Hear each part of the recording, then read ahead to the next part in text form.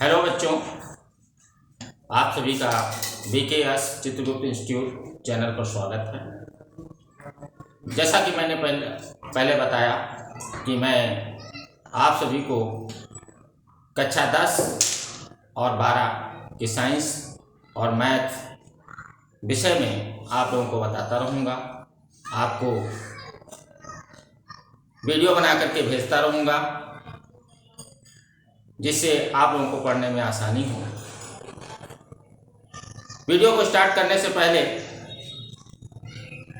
मैं आप सभी को नव वर्ष की बधाई देता हूँ और आप लोगों से अनुरोध करता हूँ कि मेरे वीडियो को देखने के बाद आप लोग कमेंट करके ये ज़रूर बताएं कि आपको वीडियो कैसा लगा, जिससे कि आगे आने वाले जो वीडियोज होंगे मेरे, मैं उसमें संशोधन कर सकूं और ये फीडबैक प्राप्त कर सकूं कि आपको ये वीडियो कैसा लगता है।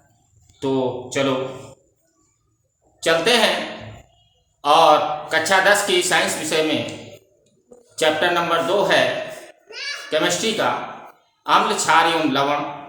तो थोड़ा अम्ल, क्षार, लवण के बारे में सभी लोग सीखते हैं। जैसा कि आप सभी जानते हैं कि कक्षा 10 में अम्ल, क्षार एवं लवण का दूसरा चैप्टर है और इस चैप्टर से बहुत से क्वेश्चन यूपी बोर्ड में पूछे जाते हैं।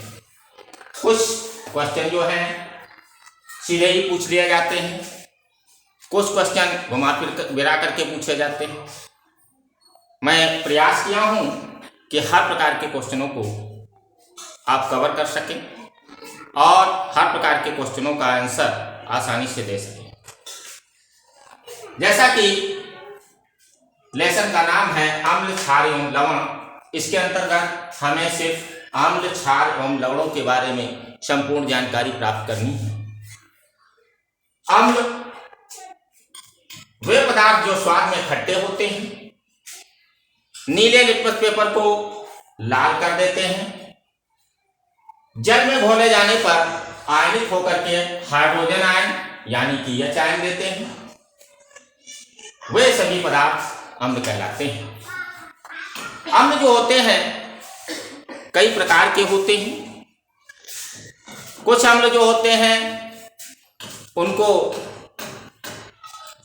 प्रबल अम्ल कहा जाता है और कुछ अम्ल जो होते हैं उनको दुर्बल अम्ल कहा जाता है। उनकी जो रिएक्शन करने की दर होती है उसके आधार पर इनको प्रबल अम्ल और दुर्बल अम्ल में बांटा गया है। H2SO4 यानी कि सल्फ्यूरिक अम्ल, इसका जो साधारण सा नाम होता है वो गंधक का अम्ल कहा जाता है। HCl वो हाइड्रोक्लोरिक अम्ल के नाम से जाना जाता है, लेकिन सामान्य बोलचाल की भाषा में इसको नमक का अम्ल भी कहते हैं। HNO3 नाइट्रिक अम्ल कहलाता है। ये जो तीन अम्ल हैं, ये तीनों अम्ल ये प्रबल अम्ल कहलाते हैं। प्रबल अम्ल की श्रेणी में वे अम्ल आते हैं जो अम्ल जल में घोले जाएं और पूर्णतया आयनित हो जाए। ये तीनों अम्ल जो हैं जब कभी जल में घोले जाते हैं तो पूर्ण तरीके से आयनित हो जाते हैं, इसलिए इन अम्लों को प्रबल अम्ल कहा जाता है। इसके अतिरिक्त और भी अम्ल होते हैं, जैसे कि HCl, इसका नाम हाइड्रोजन साइनाइड होता है। CH3COOH एस्टिक अम्ल, साधारण बोलचाल की भाषा में इसको सिरका भी कहा जाता है। HCOOH फॉर्मिक अम्ल, ये कीड़ों का डंक या जहर होता है। हमें जो कीड़े काट लेते हैं, जैसे ततैया है, हनी बी है, इसके डंक में क्या होता है, यही फॉर्मिक अम्ल होता है। और ये फॉर्मिक अम्ल जो होता है ये हमारी कोशिकाओं को और त्वचा को जब डंक मारता है कोई भी कीड़ा तो त्वचा को सुझा देता है, जिसके कारण क्या होता है, हमारा वो क्षेत्र जो है सूजन युक्त हो जाता है। ये सभी दुर्बल अम्ल हैं। चाहे HCN हो, चाहे CH3COOH हो या HCOOH हार्मिक अम्ल हो, ये सभी दुर्बल अम्ल कहलाते हैं, क्योंकि ये अम्ल जो हैं वो जल में जब घोले जाते हैं तो पूर्ण रूप से आयनित नहीं होते। अब बात आती है ये अम्ल के भौतिक गुण क्या है। हर एक पदार्थ जो होता है दो प्रकार के गुण रखता है, भौतिक गुण और रासायनिक गुण। अम्लों के भौतिक गुण जो होते हैं, अम्ल स्वाद में खट्टे होते हैं, जल में विलेय होते हैं, आसानी से जल में घुल जाते हैं। अम्ल नीले लिटमस को लाल कर देते हैं, त्वचा, लकड़ी, कागज आदि को नष्ट कर देते हैं। अम्ल को जब भी जल में घोला जाता है तो ऊष्मा निकलती है, इसीलिए जब अम्लों का तनुकरण किया जाता है तो पर्याप्त मात्रा में ऊष्मा निकलती है और विस्फोट होने की संभावना होती है। तो बूंद बूंद करके अम्ल में जल मिलाया जाता है, जिससे क्या हो कि ज्यादा मात्रा में ऊष्मा ना निकल पाए और किसी भी प्रकार का खतरा ना होने पाए।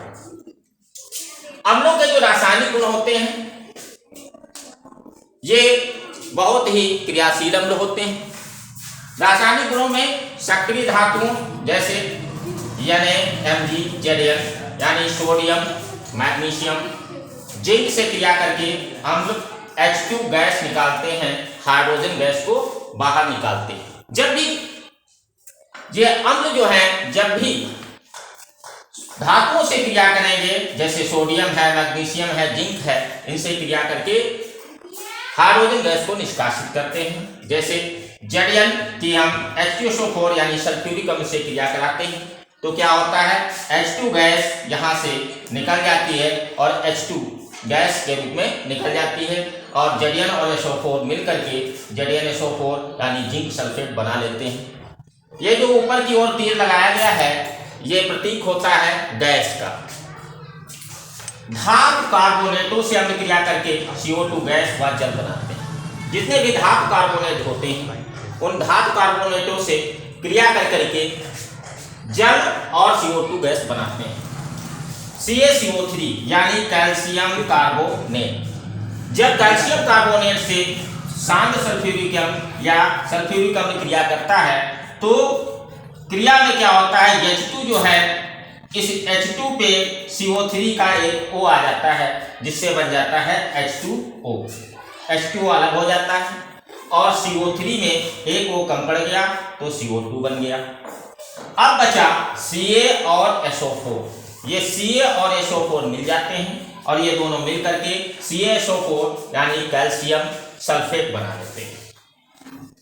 अम्ल धातु बाइकार्बोनेटों से क्रिया करके CO2 तथा जल बनाते हैं। धातु बाइकार्बोनेट NaHCO3 यानी सोडियम बाइकार्बोनेट। सोडियम बाइकार्बोनेट से यहाँ हाइड्रोक्लोरिक एसिड की हम क्रिया करा रहे हैं। ऊपर जो क्रियाएं दो कराई उसमें H2SO4 से क्रिया कराई, अम्ल HCl भी होता है, तो अगले में हमने सोचा कि HCl से भी एक क्रिया करा करके बताया जाए। NaHCO3 सोडियम बाइकार्बोनेट की क्रिया जब HCl से होती है तो क्या होता है, ये दोनों H के साथ में CO3 का एक O आ जाता है और इधर HCl के दोनों H के साथ में एक O आ जाता है, तो इधर एक H2O बन जाता है और एक H2O इधर बन जाता है, तो एक H2O और एक H2O मिलकर के 2H2O बना लिए। CO3 से चूंकि एक O निकल चुका है इसलिए यहाँ पे CO2 बचा और यहाँ पर CO2 बचा, तो एक CO2 और एक CO2 2CO2 हो गया। अब एक Na पे एक Cl गया तो एक NaCl और अगले Na पे एक Cl गया तो 2 NaCl बन गए। अम्ल धातु ऑक्साइडों से क्रिया करके लवण तथा जल बनाते हैं। अम्लों की क्रिया जब कभी धातु ऑक्साइडों से कराई जाती है तो लवण जल बन जाता है और लवण बनता है। जैसे कि यहाँ पे हमने कैल्शियम ऑक्साइड धातु ऑक्साइड लिया है और कैल्शियम ऑक्साइड की क्रिया जब हम HNO3 से कराते हैं तो HNO3 के दोनों H ऑक्सीजन से क्रिया करते हैं और H2O बना लेते हैं। अब Ca दोनों NO3 के साथ में चला जाता है क्योंकि Ca की वैलेंसी 2 होती है, NO3 की 1 होती है, इसलिए CaNO3 का होल ट्वाइस बन जाएगा। और ये क्या है? Calcium nitrate.